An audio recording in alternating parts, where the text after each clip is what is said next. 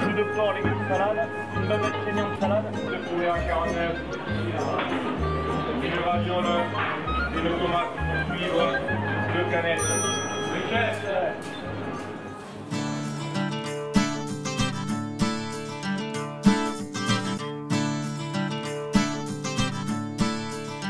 Le Pays d'Inois est un pays qui comprend trois intercommunalités, l'intercommunalité As-Bléone-Verdon, la communauté de communes du Bléone et la communauté de communes de la Haute-Bléone. À peu près 30 000 habitants sur ce territoire, donc qui a la particularité d'avoir des communes assez basses qui sont à peu près à 400 mètres d'altitude, jusqu'à une commune assez élevée comme Prats-Haute-Bléone qui a plus de 1000 mètres d'altitude.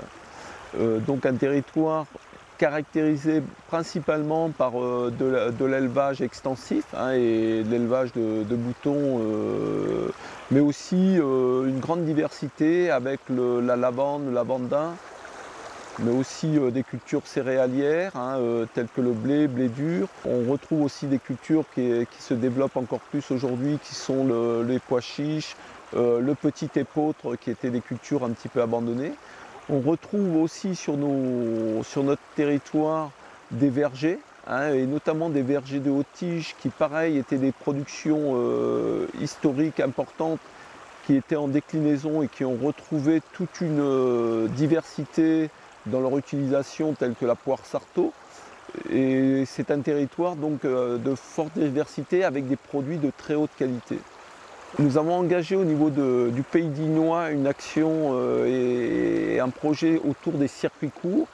Et très vite est venu l'intérêt aussi d'intégrer dans ces circuits courts les restaurants. Et donc nous nous sommes rapprochés du pays A3V qui était à l'origine de cette démarche Pays Gourmand pour associer donc nos producteurs et nos restaurateurs.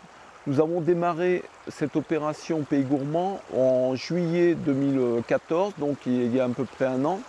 Et nous sommes encore sur cette phase test qui nous a permis de tester cette opération, d'introduire les produits locaux dans la restauration traditionnelle.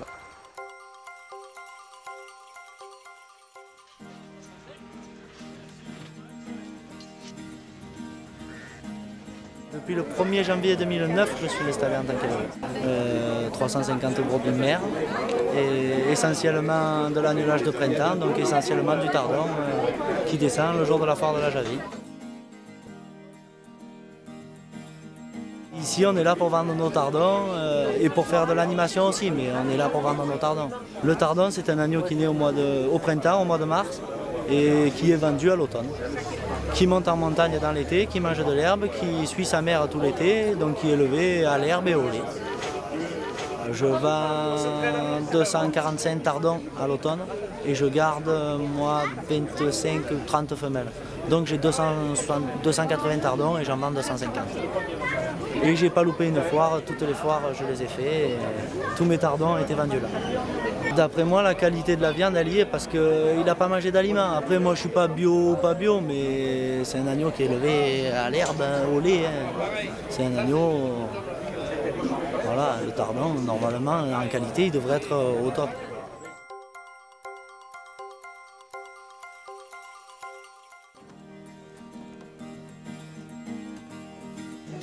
On essaye de travailler le mieux possible avec des produits locaux, du sanglier, agneau du pays, pied paquet de l'abattoir.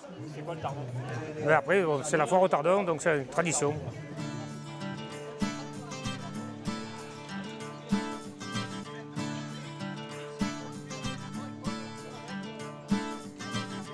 Toute l'année, on essaye de faire le mieux possible. Avec des fromages de chèvre de la Javie aussi, de Mongère aussi à Prat. On fait la poire à sarto dans pas longtemps. Après, nous faisons nos desserts, on fait les maisons déjà. Il n'y a rien de congelé.